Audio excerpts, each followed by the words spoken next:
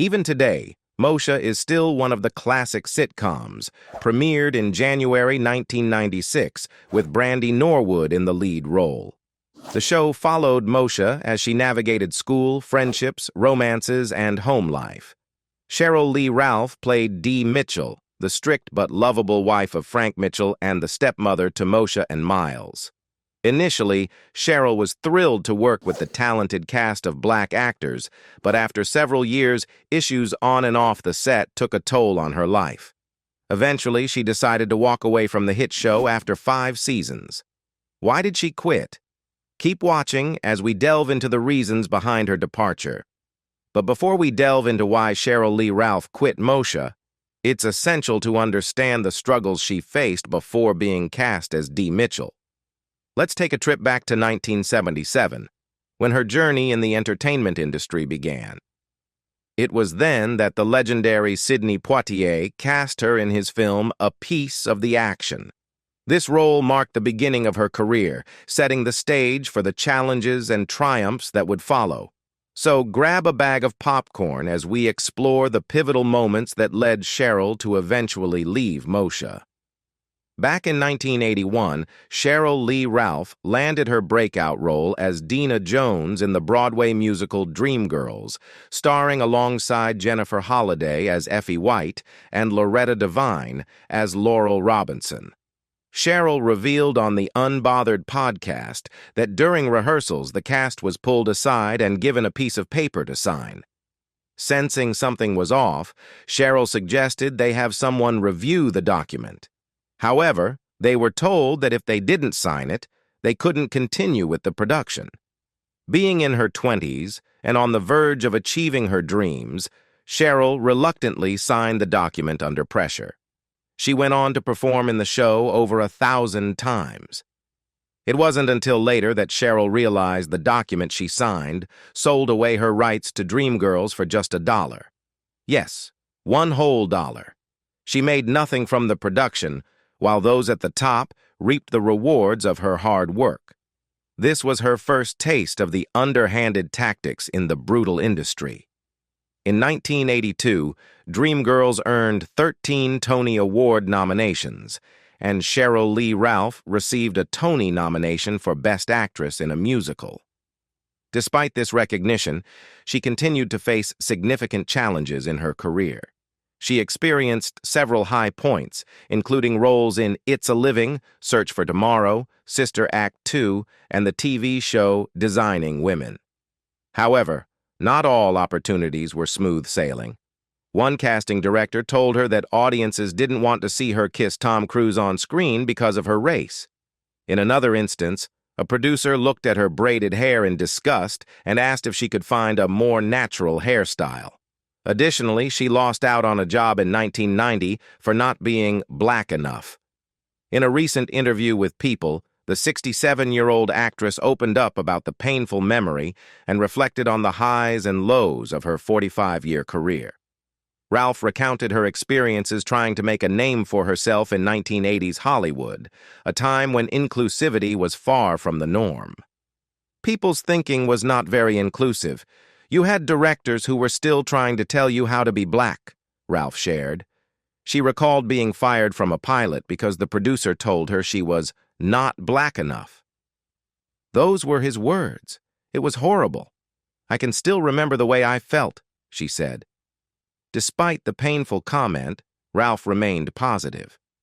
It's all about the lens that you see through, she noted. Cheryl Lee Ralph married a man named Eric Maurice, and together they welcomed a son and a daughter.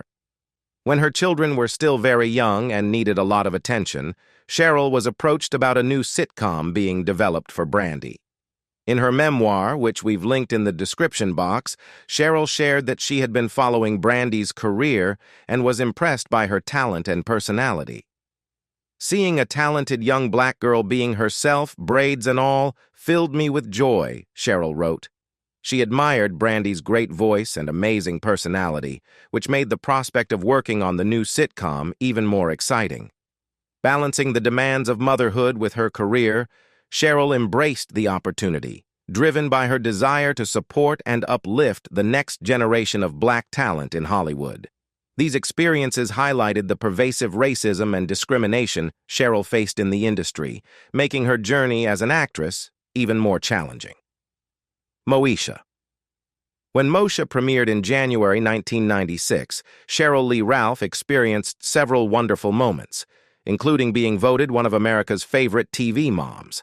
However, behind the scenes, there were challenges that cast a shadow over her experience.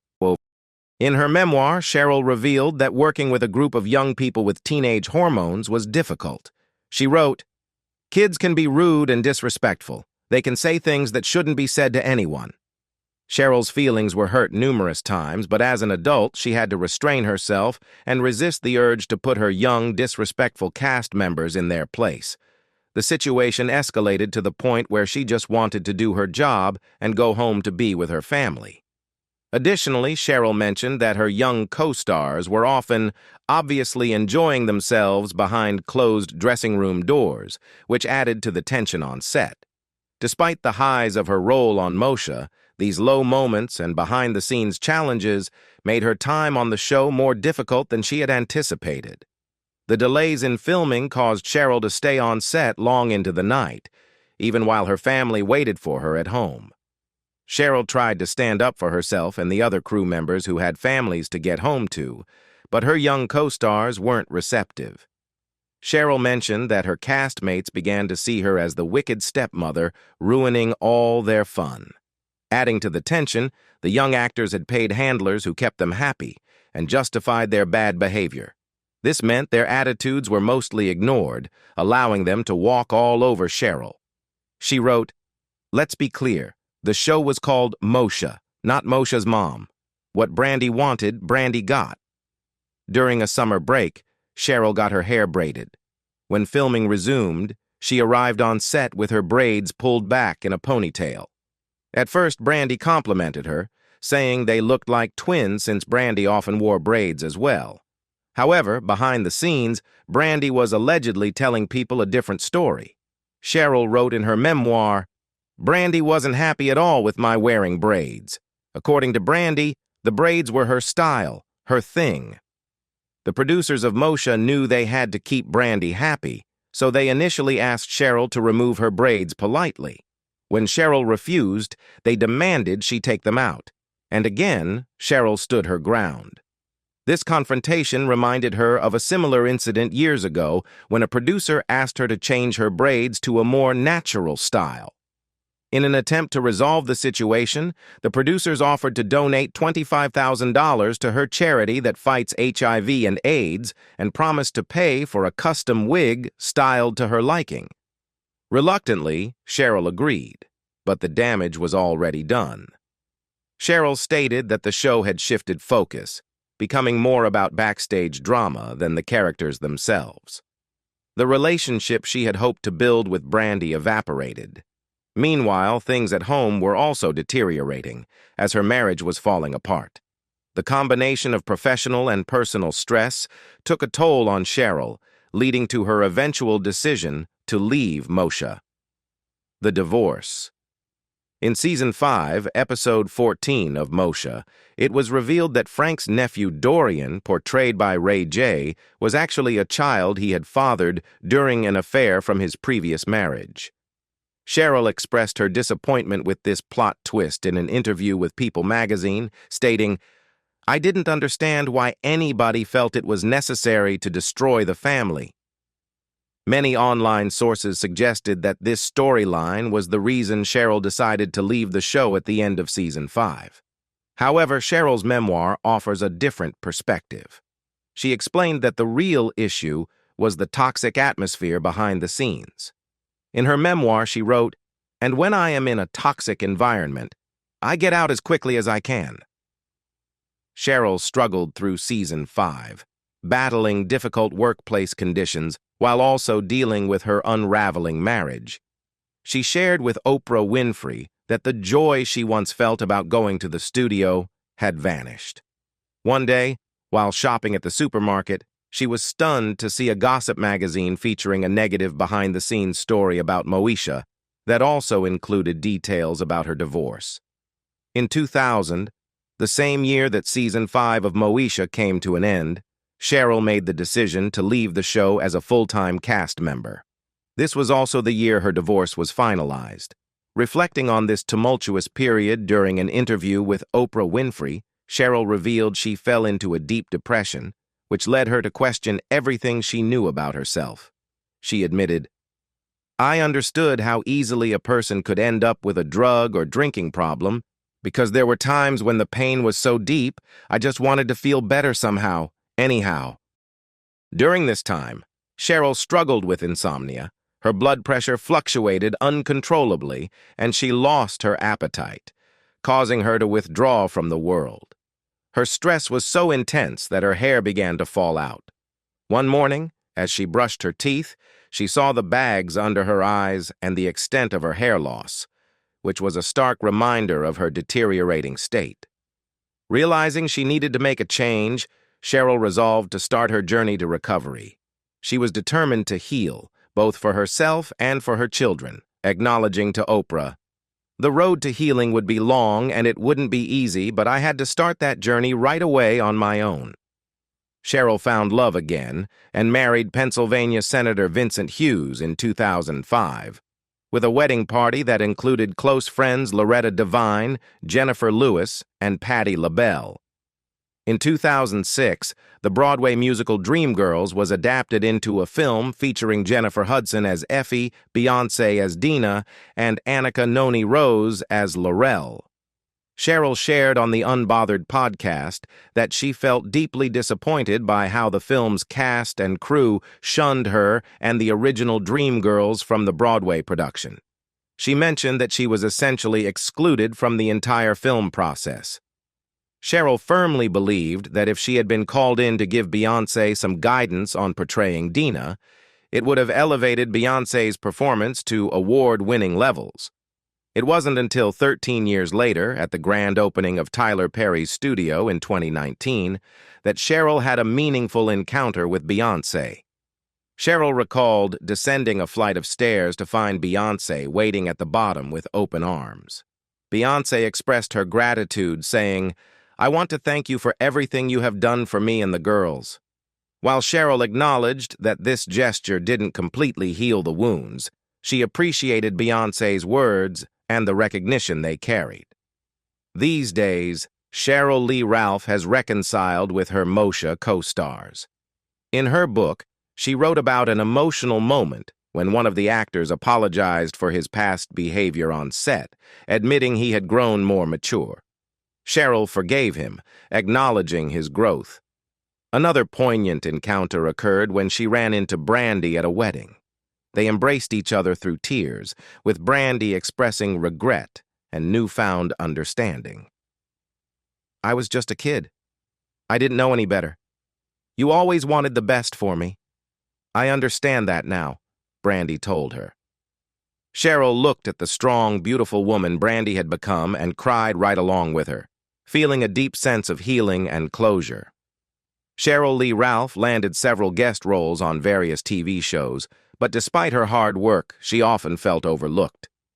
She expressed her frustration to the LA Times, saying, "How can I be in this industry for so long and never get an invitation to the Emmys? Why don't they invite me? Why can't I present something?" In 2017, Cheryl and her Moesha castmates reunited on an emotional episode of The Real. The reunion brought tears to everyone, especially Brandy and Cheryl. In the footage, Brandy tenderly grabs Cheryl and gives her a long kiss on the cheek, showcasing a deep bond and perhaps a hint of remorse for past treatment. As recently as 2020, Brandy mentioned she was in talks for a Moesha reboot. While fans eagerly await that possibility, they can continue to enjoy reruns on Netflix. Meanwhile, Cheryl has persevered in the industry and finally landed her dream role as Barbara Howard on Abbott Elementary. She stars alongside some of our favorite actors, including Reggie Hayes and Tyler James Williams. In July 2022, Cheryl Lee Ralph and Vincent Hughes celebrated their 17th wedding anniversary, marking nearly 2 decades of love and partnership. This milestone year also brought Cheryl well-deserved recognition, her first Emmy nomination for Outstanding Supporting Actress in a comedy series for her role in Abbott Elementary. The nomination felt like a culmination of her years of hard work and dedication in the industry. As the Emmy ceremony approached on September 12th, fans eagerly awaited the possibility of seeing Cheryl take the stage to accept the award she had long deserved. Reflecting on her journey, she told the LA Times, "Everything I did was the right thing to do then, and they're noticing it now." This acknowledgement was a poignant reminder of her perseverance and talent, finally receiving the recognition she had worked so hard for throughout her illustrious career. Cheryl Lee Ralph discusses Moesha's legacy and shares take on the show not winning Emmys or other major awards. Cheryl Lee Ralph is one of the few performers to star in more than one successful TV show during her career, and Moesha holds a special place in her heart. The Mitchells projected an image of a wholesome black family during Moesha's 6 seasons on UPN, at a time when Hollywood was skeptical about the profitability of majority black casts, a skepticism that, in many ways, persists today. In a nostalgic conversation with EW, Ralph reflected on the cultural impact of the show and the lack of recognition it received from major awards. "All of us were playing these different images of black people from different walks of life. Me, as a principal of Crenshaw High, had a wholesome family unit living and working out their problems together for the whole world to see. We didn't win an Image Award. We didn't get nominated for an Emmy, but sometimes that's not what you do the good work for." Dee and Frank Mitchell were the ideal parents for the show's eponymous character and, in a way, for millions of children during the first 5 seasons. The portrayal of a principal and an entrepreneur raising children in Crenshaw was the antithesis of the media's depiction of LA at the time. It's hard to believe this narrative didn't translate into awards recognition, especially from the NAACP Image Awards. The UPN family comedy was nominated for multiple Image Awards, but only secured 2 wins for co-stars Brandy and Countess Vaughn. This lack of recognition isn't entirely surprising, given the similar oversight faced by other black sitcoms of the era, like Living Single and Martin. The latter only recently received the spotlight at the Primetime Emmy Awards this year. Cheryl Lee Ralph often hears from Moesha fans who tell her she raised them through her role as Dee Mitchell. As the Mitchell matriarch, Ralph portrayed a mother who parented with both sternness and grace, qualities that some black youths may not have experienced growing up. This Tony-nominated actress found a level of career stability with Moesha that she hadn't experienced before, a stability she would later rediscover with the success of Abbott Elementary. Ralph has become a mother figure for a new generation through her role as Mrs. Howard in Abbott Elementary, a performance that earned her a memorable first-ever Emmy win. It's heartening to see Ralph's legacy carried on by others in the industry. Her Abbott boss and co-star, Quinta Brunson, along with other black comedy actresses, are continuing to produce nuanced and impactful work. Ralph's career has been a testament to the capabilities of black women in TV comedy.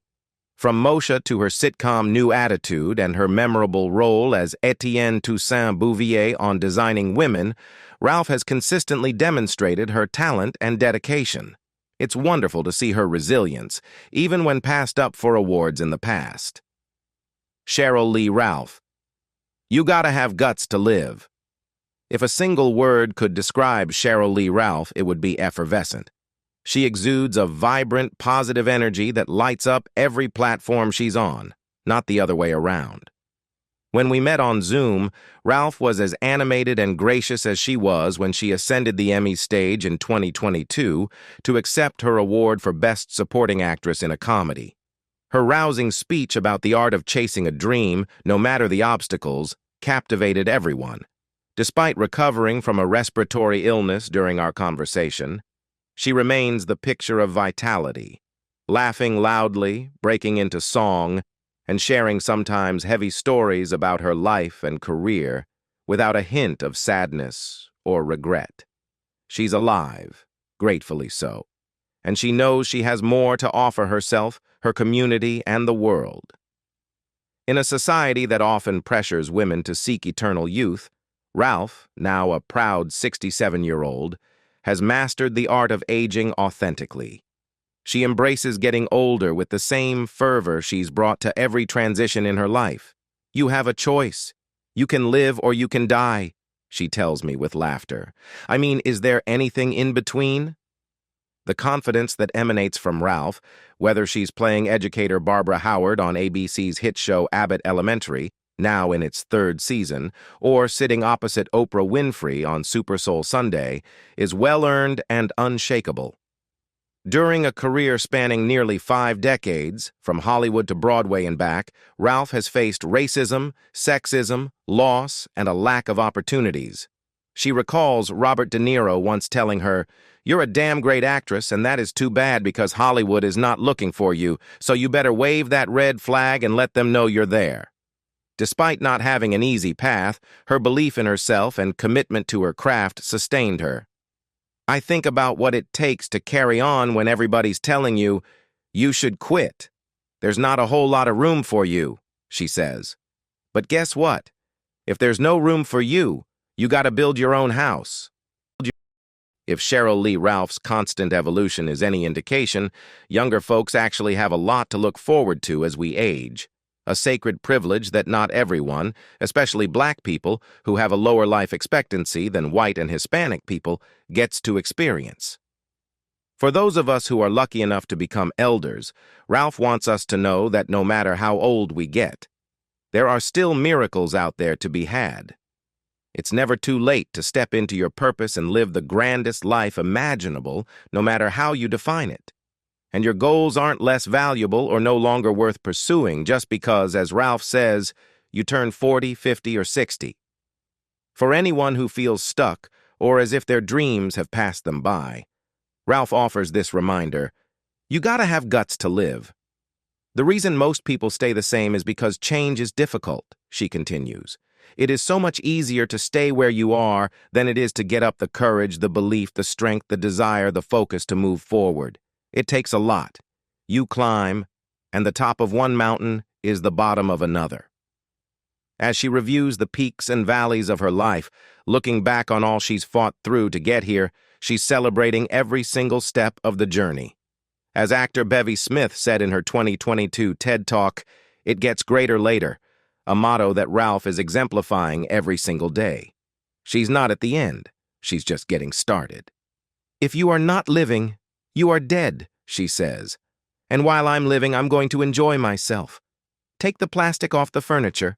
Pull out the good plates. If you've never used them, give them away to some folks who will. Unpack all that good stuff. I'm telling you, people need to start living a good life."